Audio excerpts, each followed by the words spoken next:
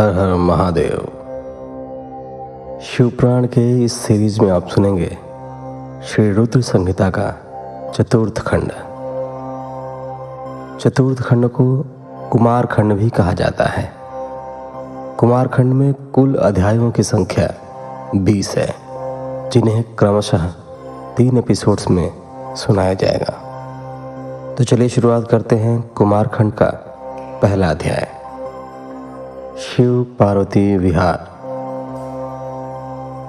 जिनका मन वंदन करने से प्रसन्न होता है, जो प्रेम प्रिय हैं और जो प्रेम प्रदान करने वाले हैं, जो पूर्णानंद हैं और अपने भक्तों की इच्छाओं को सदा पूरा करने वाले हैं, जो ऐश्वर्य संपन्न और कल्याणकारी हैं, जो साक्षात सत्य के स्वामी हैं, सत्य प्रिय और सत्य के प्रदाता हैं, ब्रह्मा और विष्णु जिनकी सदा स्तुति करते हैं, जो अपनी इच्छा के अनुरूप शरीर को धारण करते हैं, उन परम आदरमयी भगवान शिव की मैं चरण वंदना करता हूँ।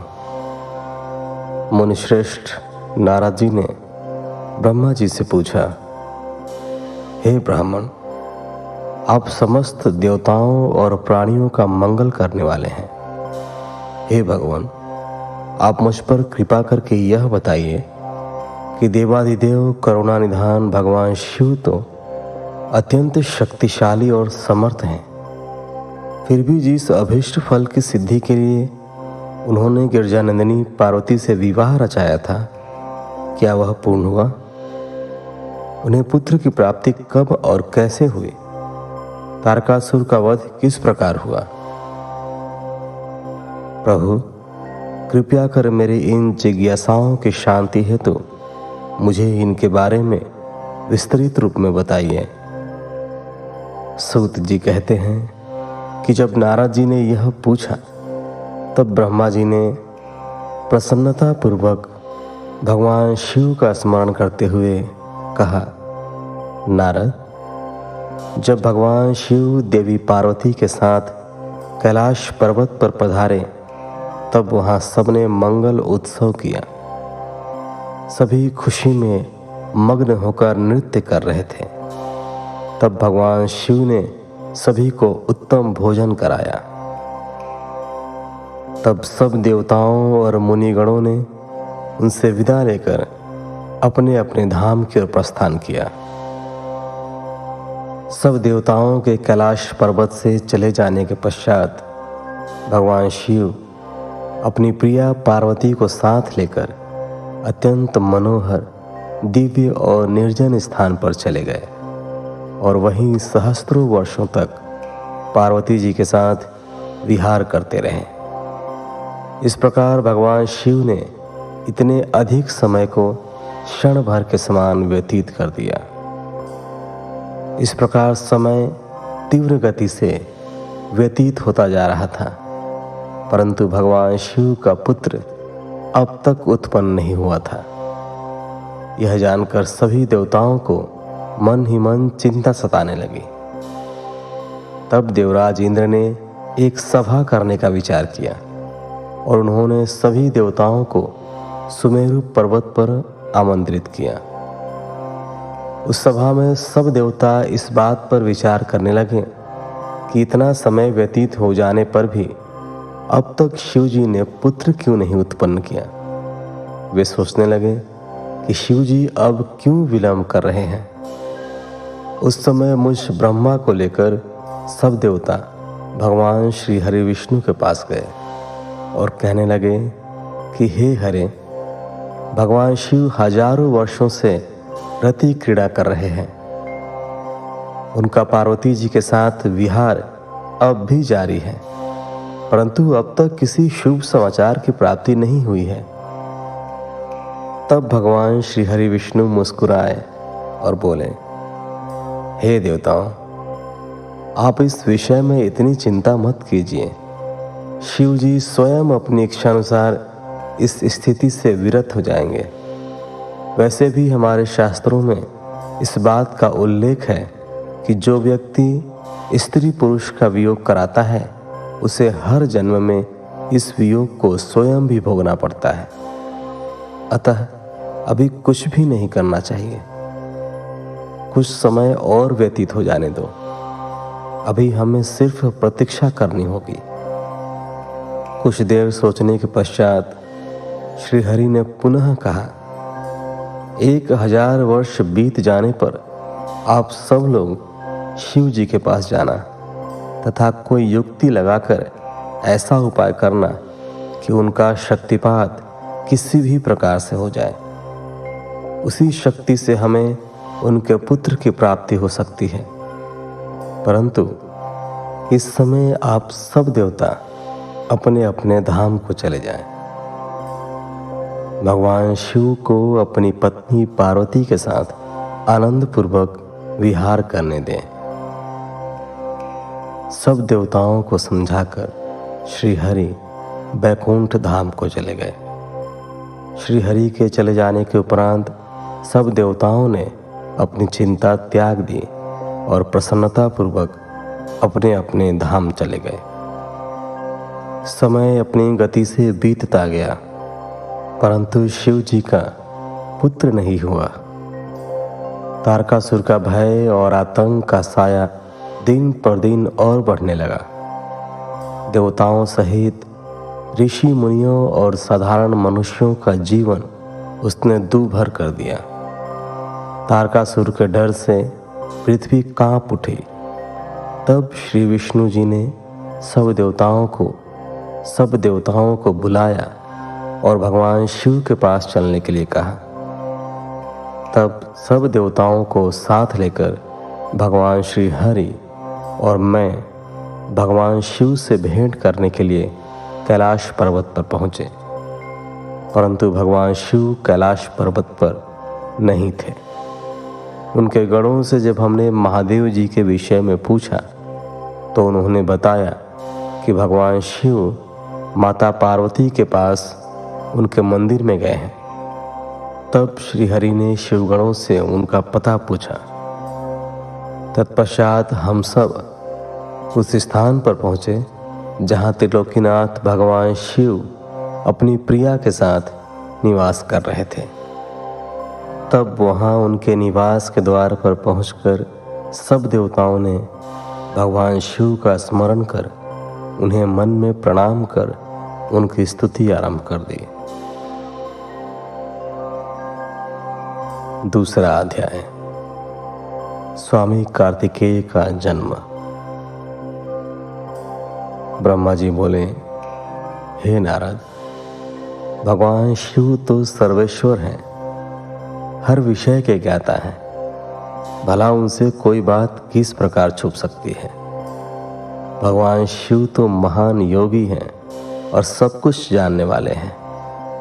इसलिए उन्होंने अपने योग बल से यह जान लिया कि मैं विष्णु जी सभी देवताओं को साथ लेकर उनके द्वार पर आए हैं। तब वे बड़े हर्षित हुए और हम सबसे मिलने के लिए द्वार पर पधारे और हमारी स्तुति को स्वीकारते हुए बोले, आप सब एक साथ यहाँ क्यों पधारे हैं। तब हमने अपने आने का प्रयोजन बताते हुए कहा कि हे देवाधिदेव, करुणानिधान भगवान, तारकासुर के अत्याचार दिन प्रतिदिन बढ़ते जा रहे हैं। प्रभु, अब तो उपाय कीजिए कि हमें उसके आतंक से मुक्ति मिल जाए। देवताओं के इन वचनों को सुनकर भगवान शिव दुखी हो गए और कुछ देर तक चुपचाप कुछ सोचने के बाद बोले, हे देवताओं, आपके दुखों को मैं समझ रहा हूं, परंतु मेरे लिए एक कठिन समस्या है कि मेरे द्वारा किए गए शक्तिपात को कौन धारण कर सकता है। ऐसा कहकर उन्होंने अपना शक्तिपात धरती पर गिरा दिया। तब सब देवताओं ने अग्निदेव से प्रार्थना की कि वे भगवान शिव की उस शक्ति को कपोत बनकर धारण कर लें। सब देवताओं का आग्रह स्वीकार करके अग्निदेव ने कपोत रूप धारण कर उस शक्ति को अपने अंदर समाहित कर लिया। जब बहुत देर तक भगवान शिव देवी पार्वती के पास वापस नहीं पहुँचे तो परेशान होकर देवी स्वयं उन्हें देखने बाहर चली आईं। वहाँ जब उन्होंने अग्निदेव को उस शक्ति का भक्षण करते हुए देखा तो वे क्रोधित हो गईं।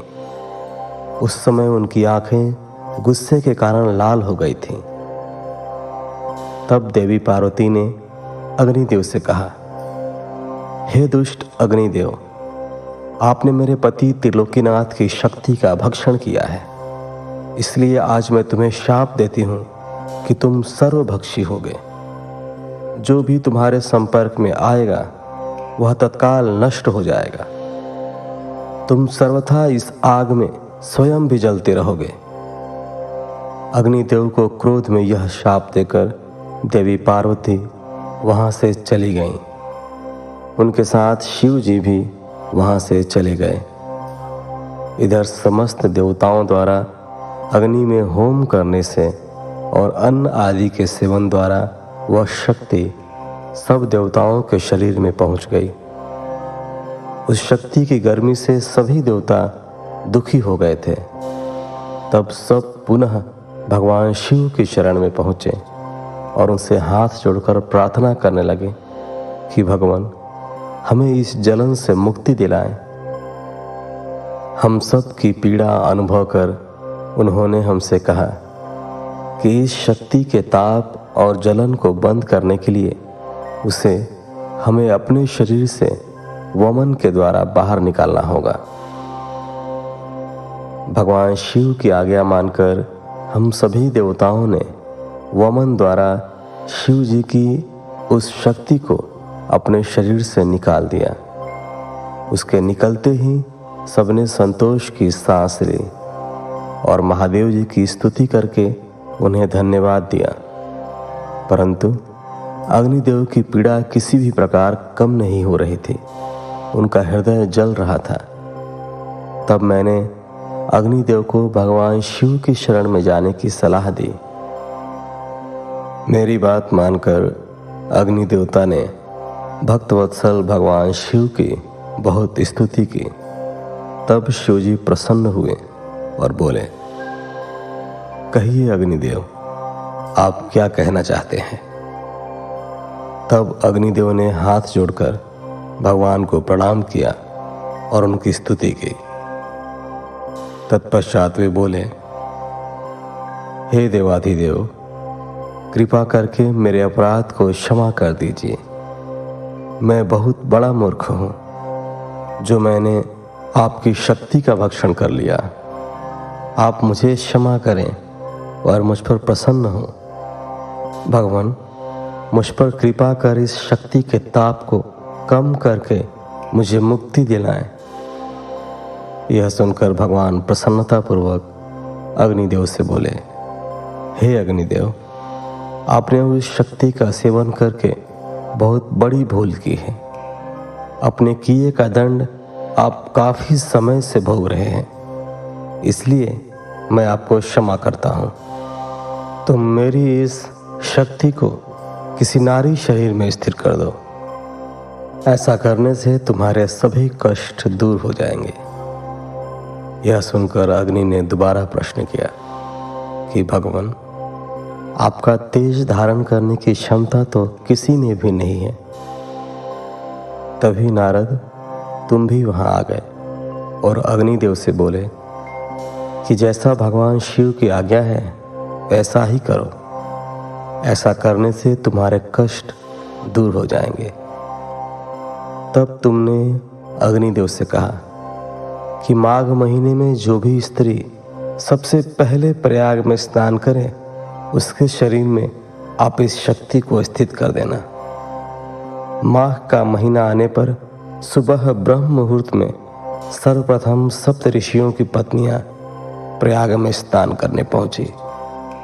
स्नान करने के उपरांत जब उन्होंने अत्यधिक ठंड का अनुभव किया तो उनमें से 6 स्त्रियां अग्नि के पास जाकर आग तापने लगीं। उसी समय उनके रोमों के द्वारा शिव जी के शक्ति के कण अग्नि से निकलकर उनके शरीर में पहुंच गए। तब अग्निदेव को जलन की पीड़ा से मुक्ति मिल गई। समयानुसार वे 6 ऋषि पत्नियां गर्भवती हो गईं। उनके पतियों ने उन्हें व्याभिचारी समझकर उनका त्याग कर दिया। तब वे सब हिमालय पर्वत पर जाकर तपस्या करने लगी। वहीं उस पर्वत पर उन्होंने कई भागों में मानव अंगों को जन्म दिया, परंतु वह पर्वत उनके भार को सहन नहीं कर सका और उसने उन्हें गंगा जी में गिरा दिया। गंगा जी ने उन्हें जोड़ दिया, पर वे उस बालक के तेज को सहन न कर सकीं और उसे अपनी तरंगों में बहाकर सरकंडे के वन के निकट छोड़ दिया। वह तेजस्वी बालक मार्गशीर्ष में शुक्ल षष्ठी के दिन पृथ्वी पर उत्पन्न हुआ। उसके पृथ्वी पर आते ही सभी को आनंद की अनुभूति हुई। आकाश में दुदुम्बियां बजने लगीं और फूलों की वर्षा होने लगी। 3रा अध्याय। स्वामी कार्तिकेय और विश्वामित्र। नारद जी बोले, हे ब्रह्मा जी, जब वह बालक पृथ्वी पर अवतरित हो गया तब वहां क्या और कैसे हुआ? तब नारद जी का प्रश्न सुनकर ब्रह्मा जी बोले, हे नारद, जब गंगा जी द्वारा उस तेजस्वी बालक को लहरों द्वारा बहाकर सरकंडे के वन के पास छोड़ दिया गया, तभी वहां मुनि विश्वामित्र पधारे। उस बालक का दैदीप्यमान मुख देखकर विश्वामित्र दंग रह गए। वह बालक दिव्य तेज से प्रकाशित हो रहा था। उसे बड़ा प्रतापी और बलशाली जानकर मुनि विश्वामित्र ने उसे नमस्कार किया और उसकी स्तुति करने लगे। तत्पश्चात मुनि बोले कि भगवान शिव की इच्छा से तुम यहाँ प्रकट हुए हो। शिव तो सर्वेश्वर हैं, वे ही परम ब्रह्म परमात्मा हैं। इस संसार का हर प्राणी, हर जीव उनकी आज्ञा का ही पालन करता है। तब मुनि विश्वामित्र के ऐसे वचन सुनकर वह बालक बोला, हे महाज्ञानी प्रकांड पंडित मुनि विश्वामित्र, मेरे इस स्थान पर आने के बाद सर्वप्रथम आप ही यहाँ पधारे हैं। निश्चय ही आपका यहाँ आना भगवान शिव की प्रेरणा से ही प्रेरित है। इसलिए आप ही विधि विधान के अनुसार मेरा नामकरण संस्कार कीजिए। आज से आप ही मेरे पुरोहित हैं और मेरे द्वारा पूज्य हैं। मेरे द्वारा पूज्य होने के कारण आप इस जगत में विख्यात और पूज्य होंगे। उस बालक के ऐसे वचन सुनकर मुनि विश्वामित्र आश्चर्यचकित होकर उस बालक से पूछने लगे कि हे बालक, आप कौन हैं? अपने विषय में मुझे बताइए। तब उनकी बात सुनकर वह बालक बोला, हे विश्वामित्र, अब आप ब्रह्मर्षि हो गए हैं। मेरे विषय में जानने से पूर्व आप मेरा संस्कार कीजिए। तब मुनि विश्वामित्र ने उस अद्भुत बालक का नामकरण संस्कार किया और उसका नाम कार्तिकेय रखा। गुरु दक्षिणा के रूप में उसने मुनि को दिव्य ज्ञान प्रदान किया। तब मैंने स्वयं वहां जाकर उस बालक को गोद में लिया और उसे चूमा। तत्पश्चात मैंने उसे शक्तियां और शस्त्र प्रदान किए। उन अद्भुत शक्तियों को प्राप्त कर वह बालक बहुत प्रसन्न हुआ और तुरंत ही पहाड़ पर चढ़ गया। पहाड़ पर चढ़कर वह उसके शिखरों को गिराने लगा तथा वहां की संपदा नष्ट करने लगा। यह देखकर उस स्थान पर निवास करने वाले राक्षस उस बालक को मारने के लिए दौड़े। उन भयंकर राक्षसों से बिना भयभीत हुए उसने उन सबको भगा दिया। उनके भयंकर युद्ध से पूरा त्रिलोक कांपने लगा। त्रिलोक को भयभीत होता देखकर सब देवता वहां पहुंचे। देवराज इंद्र ने क्रोध में आकर उस बालक पर प्रहार किया। इस प्रहार के फलस्वरूप उस बालक के शरीर से विशाख नाम का दूसरा पुरुष पैदा हो गया। उन्होंने उस बालक पर एक और प्रहार किया तो नेगम नाम का एक और महाबली पुरुष पैदा हो गया। इस प्रकार इंद्र के प्रहारों से 4 स्कंद पैदा हुए जो बहुत वीर और बलवान थे। तब क्रोधित होकर ये चारों स्कंद एक साथ मिलकर स्वर्ग के राजा इंद्र को मारने के लिए दौड़े। यह देखकर इंद्र घबराकर अपनी जान बचा के लिए कहीं दूर जाकर छिप गए। उनको ढूंढते ढूंढते वह बालक उनके धाम स्वर्ग में पहुंच गया। उस समय जब वह बालक स्वर्ग पहुंचकर देवराज इंद्र को ढूंढ रहा था, एक सुंदर सरोवर में 6 कृतिकाएं स्नान कर रही थीं। उस सुंदर सलोने बालक को देखकर वह उससे प्यार करने और गोद में खिलाने के लिए दौड़ी और उसे पकड़ कर ले आई। तब उन कृतिकाओं ने उस नन्हे बालक को बहुत प्यार किया और तब वे आपस में उसे दूध पिलाने के लिए लड़ने लगीं। तब उस बालक ने 6 मुख धारण करके सब माताओं का स्तनपान किया। तब वे प्रसन्नतापूर्वक उस बालक को अपने लोक में ले गईं और उसका लालन पालन करने लगीं। चौथा अध्याय, कार्तिकेय की खोज। ब्रह्मा जी बोले, इस प्रकार उस दिव्य बालक को लेकर वे कृतिकाएं अपने लोक में चली गईं। वहां जाकर उन्होंने उस बालक को सुंदर वस्त्रों और आभूषणों से अलंकृत किया और बड़े लाड प्यार से उस बच्चे को पालने लगीं। जब बहुत समय व्यतीत हो गया तब एक दिन पार्वती जी ने अपने पति शिव जी से पूछा, हे प्रभु, आप तो सबके ईश्वर हैं, सब प्राणियों के वंदनीय हैं, सब आपका ही ध्यान करते हैं। भगवान, मैं आपसे एक बात पूछना चाहती हूँ। तब त्रिलोकीनाथ भगवान शिव ने मुस्कुरा कर कहा, देवी पूछो, क्या पूछना चाहती हो। तब देवी पार्वती ने कहा, प्रभु, आपकी शक्ति जो पृथ्वी पर गिरी थी वह कहाँ गई।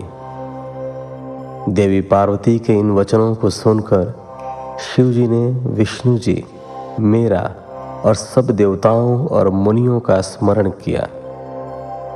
यह ज्ञात होते ही कि भगवान शिव ने हमें बुलाया है, हम सभी तुरंत कैलाश पर्वत पर चले गए।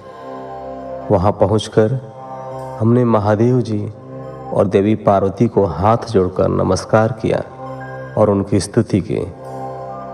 तब भगवान शिव बोले, हे देवताओं, मुझे यह बताइए कि मेरी वह अमोघ शक्ति कहाँ है।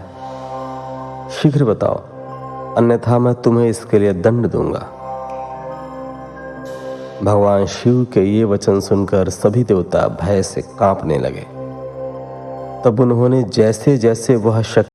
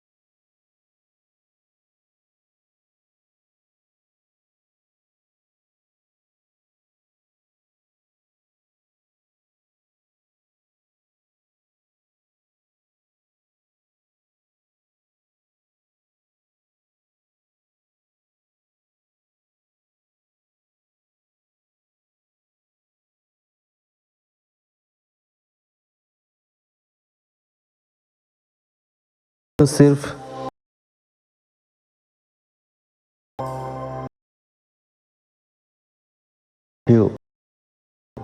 आप